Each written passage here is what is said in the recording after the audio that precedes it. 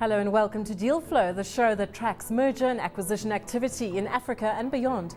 We're looking at the funding structure of M&A deals in South Africa tonight. How has the degree of debt put into deals shifted in recent years? And with mooted tax changes on acquisition funding, what is the prognosis for highly geared deals? We start off tonight by updating you with the deals of the week.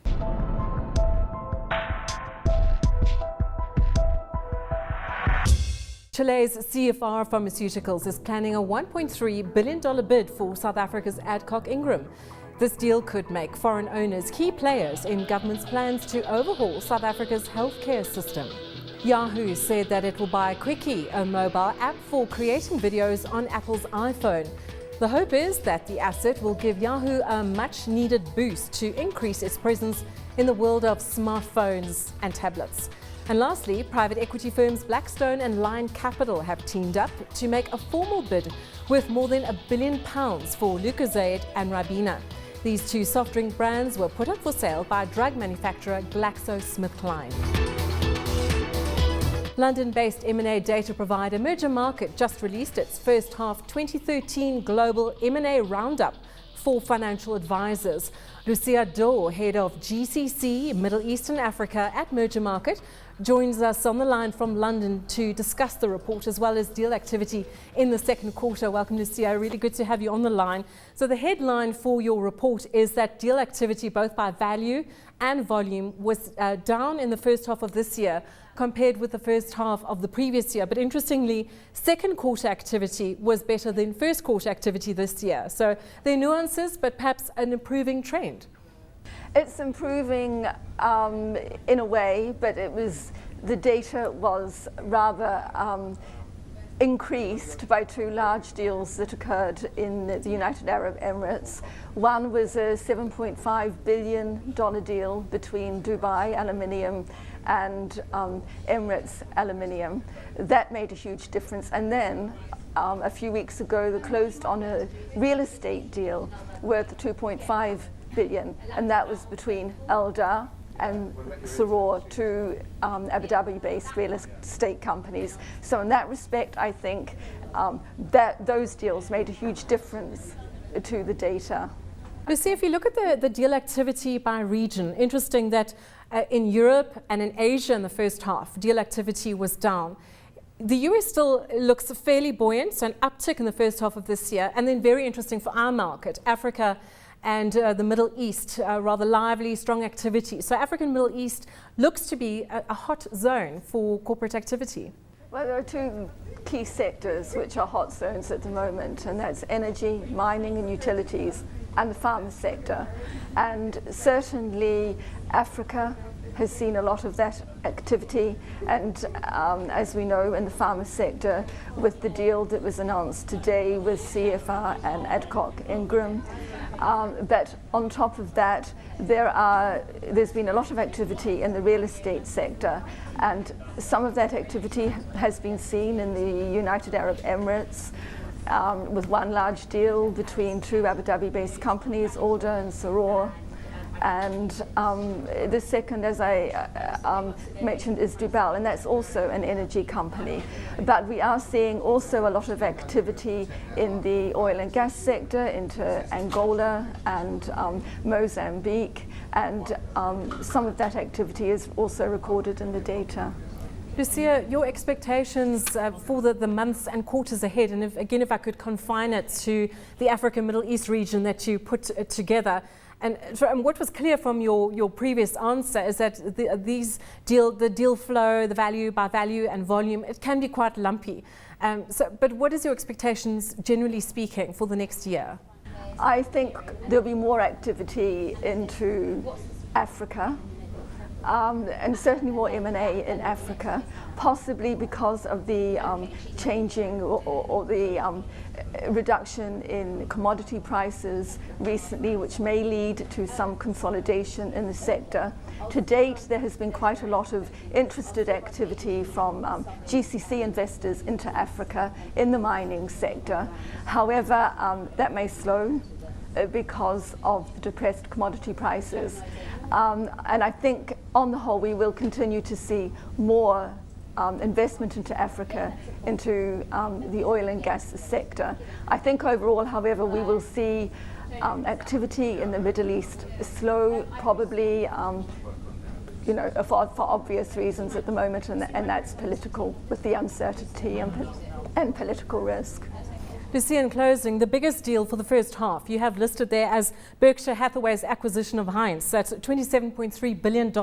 Again, an example of the lumpiness of the structure. So Warren Buffett then making it to the top of the league tables. We know these deals are few and far between. Do you expect him to appear on this list again within the next year or so? Well, I mean, I can't speak for the European market, but I don't think there are any large deals on the horizon at the moment in Africa and the Middle East. However, there may be further consolidation in government-owned or partly government-owned companies in the Middle East, in say, the UAE, because of new corporate laws that have been introduced, and that may encourage more M&A in the future. Lucia, thank you very much. That was Lucia Dore from MERGERMARKET. We shift our focus now to funding structures in South African M&A deals. Joining me in studio to discuss the relative prominence of debt in local deals, Kevin Cron, Head of Corporate at Norton Rose Fulbright, South Africa. Kevin, good to have you here. Thanks for coming in. Good evening, Erica. This has been a fairly hot topic, especially of late, and it just seems as though there's some degree of discomfort if you look at the authorities, National Treasury and SARS, looking at the level of indebtedness or gearing that's put into deals. But before we get there, if we just take a step backwards and look at the debt-equity ratios in South Africa in deals, say the last 10 years or so, what does that series look like? Has there been a shift? I think traditionally deals in the South African market have tended to be fairly highly geared. It depends on the nature of the investor. Private equity deals leading the charge when it comes to the gearing of deals. Historically, if one goes back to the boom years before the crash, one was seeing levels of gearing that were frankly unsustainable and have proved to be so when the market turned down. And a number of those deals have had to refinance at short notice in some instances. So if you could put numbers to that, the debt equity ratio that you're talking about? It's hard. In those deals, I would say probably 90 to 95% debt with a fairly minimal equity component. It becomes a bit difficult sometimes to define what is debt and what is equity, because some of the instruments, although they take the form of debt, are in fact equity. So deeply subordinated shareholder loans or shareholder instruments, although they enjoy the characteristics of debt, in fact are equity.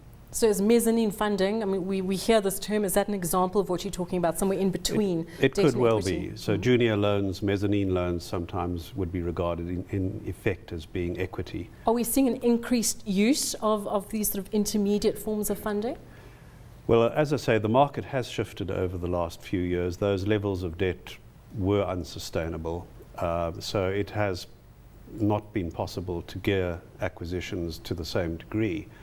And as you mentioned in your introduction, the tax authorities have started to take notice of it. And the heavy debt levels that were incurred in a number of deals have prompted the authorities to start questioning the true nature of the funding of these transactions and to in fact analyze what is permissible debt and what is equity. The huge distinction, of course, is that from the point of view of the target company, the costs of debt are deductible, whereas the costs of equity are not. So it clearly makes sense for everyone concerned to structure the transaction in a way which maximizes tax benefits, and traditionally that has been by increasing the debt levels, thus increasing interest charges rather than taking money out by dividends, which is deductible in the hands of the acquired company. To a degree that the tax authorities started to sit up and take notice of this and have started to clamp down. And you'll recall, I'm sure, that last year, around the middle of the year, the so-called debt pushdown structures, as they're known in the industry, were practically outlawed by the Minister of Finance, who simply said we will not permit the deduction of this debt unless it has been approved by the revenue authorities. I'm going to interrupt you there. So what I'm hearing then, the authorities are concerned about the excessive use of debt because it might be eroding the tax space. But is there another perhaps philosophical reason why too much debt could be unhealthy, could be creating instability? What are your views on that? In a rising market, debt levels are not a problem because debt can be serviced and in due course discharged. The problem, as the last few years have demonstrated, is that large levels of debt in a highly geared company can lead to difficulties when the market turns, and we've certainly seen the market turn in the last few years. And a number of companies which operationally are perfectly sound were struggling because of the high debt levels that had been incurred as a result of takeover transactions, whether they were industry takeovers, BEE transactions, private equity transactions. The debt burden proved to be unsustainable for a number of these companies. So it's not just a tax issue, and one can debate the tax, morality or otherwise of doing what the law permits. But it got to a point where it was simply just too heavy a burden for many companies to carry. Kevin, what does that mean? If less debt is used, less gearing, less leverage in transactions, what would that mean for the M&A landscape? Will we see fewer deals? Will it be more expensive to do deals? It will undoubtedly be more expensive to do deals. The authorities are currently looking at proposals to try and make the rules less subjective, in other words, to do away with the need to get revenue prior approval of these transactions, to lay out the rules in more detail, but they're looking to cap the amount of debt which a company can incur, and they do that by capping the amount of interest which is deductible by reference to the EBIT of the company. They cap the period for which the debt will be permitted to be deducted. The introduction of withholding tax on interest for offshore lending means that offshore debt has become more expensive because foreign lenders will simply require South African borrowers to gross up whatever interest or tax charges are levied. So all in all, the ability to leverage the debt in a tax efficient manner is going to be curtailed, and that will drive the costs up. And I would imagine it suggests that our corporate financiers will have to become more creative yet again in different areas. Yes, and what is seeing already different mixes of debt coming through, different mixes of instruments, a greater use of equity and a greater use of ordinary cash flow rather than raising specific facilities to funding transactions. Kevin, thank you so much for your insights. Kevin Cron is Head of Corporate at Norton Rose, Fulbright, South Africa. And in London earlier we spoke to Lucia Dore from MERGERMARKET. That's it for this week's edition of Deal Flow. We'll see you next Monday. Goodbye.